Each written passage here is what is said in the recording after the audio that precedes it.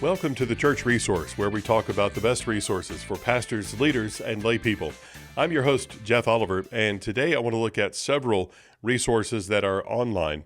And oftentimes we look at printed resources, but there are a wealth of resources, a whole lot of information for you to look at online. And I think even if you're one who is studying for weekly teaching or preaching opportunities, this is a place for you to look. And these are all resources that I have used in doing just that. And so these are top resources to me. These are the ones of which I am aware, and may just be, there might be one that I missed that you love. And so please let me know about that, and we'll give you contact information at the end of the program. It's just thechurchresource@gmail.com, and you can email us that way, and we'd love to hear from you on that. So what you want to do is take a look at first Blue Letter Bible, and this is blueletterbible.org. It is obviously by that .org. It is crowd-funded. It is user-funded resource that they do take donations on that. So just so you know right up front. But this is the best feature of this resource, and I think that it is just, to me, unbelievably helpful. So what I'm going to do is just in the top search bar that comes right up when you open the screen at blueletterbible.org, I'm just going to type in, if I could spell John, that would be great. I'm going to type in John 3 and 16. And you can use this to look up particular books, chapters, verses. You can use it as a concordance and find all the uses of a particular word, or cross-reference. If you wanted to find where the words, God and love and world are, you would do that, and you would certainly pull up John 3:16. I happen to be searching now in John 3:16, and I was looking in the King James Version of that, just because the first one that is available there as you look at the options. So it gives me the full chapter of John chapter 3, and as I look into that, it also gives the verse by verse, and then what you can do is go in there and look at the tools that are available. So you get, along with those tools, you pull down John 3:1, for example, and you see that there's an interlinear option, tab there that you can choose, and you can see that verse in Greek. You can also see that verse with the Strong's Concordance reference numbers in there, and what each of those words would mean, and what the Strong's reference number is. Of course, that's only available in King James. And then to see that each word with its root and its the way it would be spelled out, transliterated, that is, into English.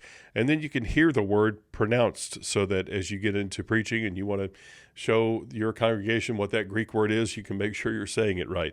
There's also a tool here, a tab that gives various translations, so you can see parallels to the King James and the New King James and the New Living Translation, and many translations of that same verse. You can see them all one after the other and see what some of the variations are in the translations. The next tab would be where you can find the cross references. So where is this verse mentioned, or these phrases or this idea? Where is this mentioned elsewhere in Scripture?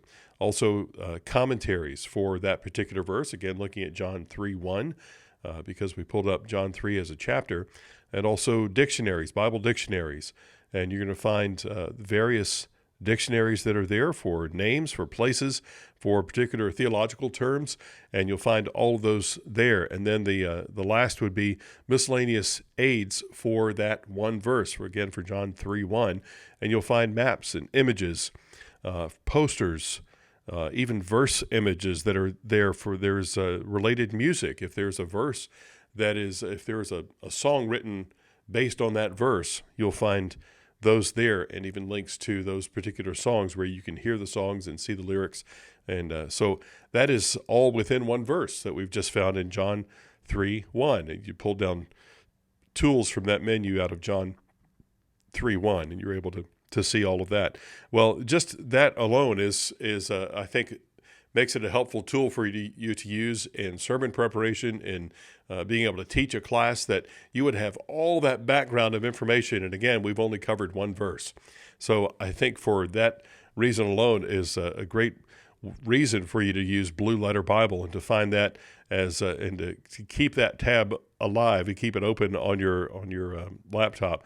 And so also you see that as we go down the bar here, you're going to find next to the search tab, you're going to find where you find study tools. And there are sections here of Bible courses that you can take from the BLB, that's Blue Letter Bible Institute.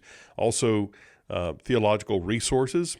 There are articles and resources written by particular theologians. There are where you can find different creeds, catechisms, and confessions. That's one section of the theological resources. There are Bible commentaries that are given there. There are Bible reference materials, for example, a Harmony of the Gospels or encyclopedia, dictionaries. You can do as much resource as you'd like to do on each topic that you're dealing with. This also has a helpful devotionals section that has a lot of Charles Spurgeon devotions there, Faith's Checkbook and Morning and Evening Devotions by Charles Spurgeon, as well as other daily devotionals that are there that you can even have sent to you, so you can follow those on your phone as you and set that to get you wherever, whatever time of day you'd like to find that. So also featured apps and tools. It does give you the opportunity to, on Blue Letter Bible, you can download the app for Blue Letter Bible, and I did that myself on my phone, and it has great functionality just as much. Of course, it's in a small space, so it's going to be limited only by space, and so the information is presented very vertically versus being able to see multiple things on a screen on your laptop or desktop. But you can find that very easily. The app works well, and all the functionality there of the website is there on the app, as far as I found, and I think you couldn't go wrong in doing that. There are also, if you want to find particular sermons, you can do that with searching by preacher, by text, by any number of by topics that you can find there. Find sermons preached on that particular whatever you're looking for. So Blue Letter Bible, I think, is important. A great tool for you to have, and it's all free. Again, it's user funded and supported. So if you do end up using that a lot, do think about supporting their ministry, because they depend on your gifts to be able to do that through God's provision through you. So that is blueletterbible.org. Highly recommending that. Now, let me shift here to Bible Hub, and that is just BibleHub.com, BibleHub.com.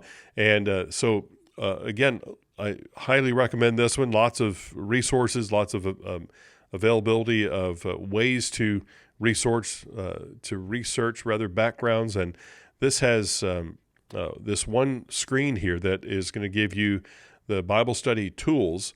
And very cleverly, they look like iPhone apps that are on here, but these are links that you can go to choose the resources from maps to Bible commentaries, concordance, devotions, dictionaries, encyclopedias. You can look up the Greek, the Hebrew, even you find translations in many, many languages across the world. There were translations in so many languages that you are bound to find something that would be helpful, would be applicable to people you're teaching or preaching to.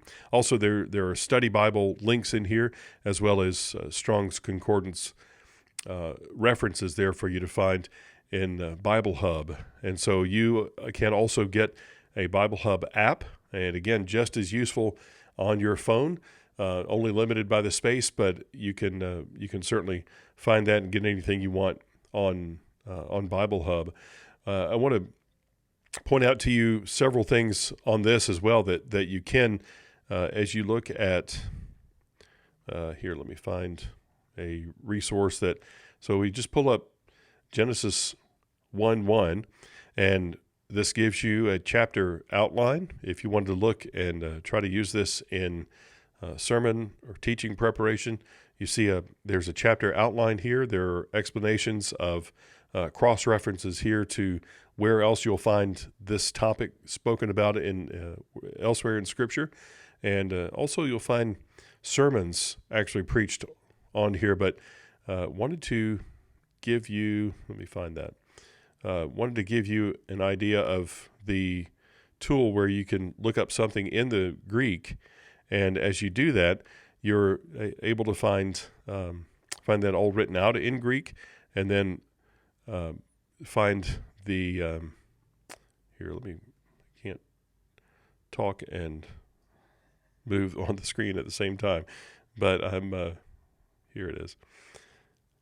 This is with the Septuagint translation, of course, and so with Genesis 1:1, we're looking at the Greek translation of the Hebrew Bible, and so you see the full text of the Greek there, and you're able to look in there. There are lots of footnotes, so you're able to find out exactly what that word means, and where it's used elsewhere, and how that's translated elsewhere in Scripture. Here's what I was looking for there in Genesis 1, multiple lines there with Strong's numbers, the Greek written out there, the translation, and then you're able to really see what and go down deep into what this passage means, what this verse means, and to look at that word by word, and to really, I think, illustrate and strengthen your preaching as you find out what and see what these words really mean as you get down to that level. So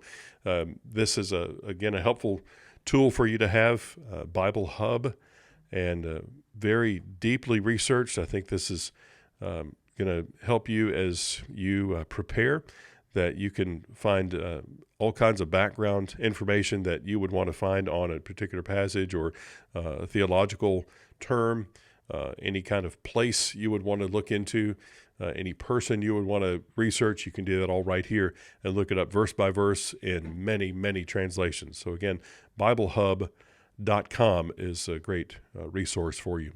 Next is one called Enduring Word, and I think I found this from one of the other resources that we looked at, but this is so long ago, I just kept going to Enduring Word, and this is a one-man commentary.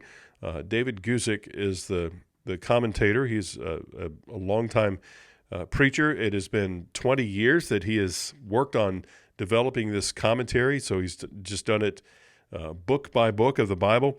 And what I love about this, and it does have sermon illustrations, he has some videos there, but what I've always used it for is if there is a particular passage, and especially if I didn't really know where to go with that. I might have read some commentaries. I might have some idea of where we're going with this, but just to see how it's broken down into the various verse by verse, and what some of the background on these verses are, and whatever passage I'm looking at. So you can look up by the verse, and if you would just go to find a particular book of the Bible, and here we can pull up where we have Old Testament and New Testament there as you scroll towards the bottom of the screen.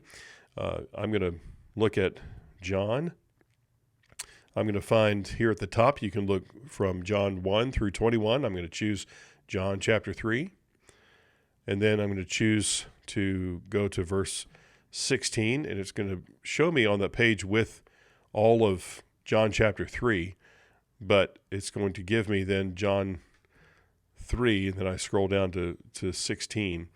And so what this gives is, again, a great outline of the entire chapter, and that's the screen that you're going to get. Is each link is going to be a whole chapter, and as I scroll, you can I can find that there are individual phrases that are pulled out of those verses. The entire script of the text is there. For example, I'm looking at verses 9 through 13, where Jesus is speaking to Nicodemus, and then there's a section on verses 14 and 15. And then as we looked at John 3:16, there specifically, that's its whole section, and it gives the verse. So it gives the scripture written out there, and then pulls out particular phrases. The phrase "For God so loved the world," and then it explains that. What does that mean? And certain points of that, and refers back to earlier in the conversation with Nicodemus. Then it gives some commentary from Morris that is what were some of his comments on this particular passage of Scripture, on this verse, specifically John 3:16, and then what others have said about it. There are commentaries that are referenced here as he goes through the verse to explain John 3:16, and even explains within this that there are 7 wonders in John 3:16 that's worth your going to and looking into. So as David Guzik has written this, he's researched thoroughly. Again, it took 20 years to do the whole Bible, so he goes verse by verse, giving historical background, giving some context on each verse, and then cross-references, commentaries that are commented on within the text of what he's writing there in the commentary. And it is very, very helpful for me to really unpack a section of Scripture and to understand, again, the background of those. It's kind of a one place to look, and I already know that I agree with the commentators, many of them, let's say. I haven't seen all of them, but I already know that from the perspective that David Guzik comes from, it's already very conservative, has a great respect for the authority of Scripture, for the inerrancy of Scripture. And so I love this commentary. Again, I keep this tab fresh on my computer, that it's called Enduring Word, and you can look up any verse of Scripture and find out background on that. Well, finally, the resource I want to look at is one for, I think this is for, we're here for pastors, leaders, and lay people. I think this is for all of the above. This is for, but more so than for your study, for your reading and doing background research for being able to preach or teach. This is for your everyday. This is for your devotional life, and this is one that almost everybody has on their phone. It is, but it's found on the internet. It's found at Bible.com. That's Bible.com, or you can find it on YouVersion on your phone as an app. And certainly most people, as I said, have this. It's a free Bible for your phone, for your tablet, for your computer, and you can have that there to find Scripture. And many people will use this even to carry into church and use it as they're listening to a sermon and find their Bible. This is how we carry a Bible. In fact, this is how we carry hundreds of Bibles on multiple translations and multiple versions of the Bible in so many languages that are available. And you can find versions in Greek and Hebrew and any other language that you would want to that's contemporary or ancient. And so I think that this is a robust resource for that reason. Also has highlighting opportunities or options there on as you look in your phone, you want to highlight a verse, you can create a verse image that's there that's shareable on social media. And so there are so many ways to use this. I think it is an invaluable tool. I think that, as I said, I think most people have this on their phone. If you don't, you should. And it's again, very helpful to find that. One other thing that I'll point out here on the YouVersion app, that it has so many devotional programs that are available by whatever topic you would want to choose, or if you want to be able to look at a topic over a period of time. If you want to study a particular section of Scripture, if you want a daily reading plan even, you can do that, and it will ping you and remind you to do that, remind you to take a look at that devotional that day. And then you can share that with other people. If you'd like to look at a devotional, if you'd like to look at Scripture together with other people, all they have to do is have the app, and again, most people do, and they would just need to be invited to that devotional, invited to that Bible study, and they can do that, and then each of you can make comments on that, and you can see what the comments are and have that have that chance to interact with other people on a particular devotional or Bible study. I think that's a great way to do that, and if we can't get together in a circle of chairs over coffee, or whatever that in that really social setting, that you're still able to do that in some limited way, that you're able to interact around the Word on this app. And so that's helpful, and I think everybody ought to be using that tool. Even with, I've used it just with my wife, and we've been able to look at something together and study something, and then when we do see each other, then we're able to talk about it a little more deeply. But we can get each other's kind of instant responses to these things as we go through, as each of us reads that devotional or Bible study portion for that day. We can comment on it, and then we can come back to it later. So a great tool here to have, and this is really built for anybody to be able to use. Very easy to use, very intuitive and logical, and just infinitely practical for you to have as a resource on your phone. And certainly you can pull it up on your computer at Bible.com. So that's YouVersion. These four, again, I can't say enough good about them. And if you were, especially if you're limited in resources, these are all free. These are all are resources that you can have, that anybody can have. I think that anybody can use, and you can get as much as you want to, and research the background in these web-based resources that are there for you. So I hope that helps, and these are certainly resources that I've used and have been so helpful to me throughout my ministry. Hope this gives you a bit of direction as you prayerfully consider which resources that will best help you and the people you minister to.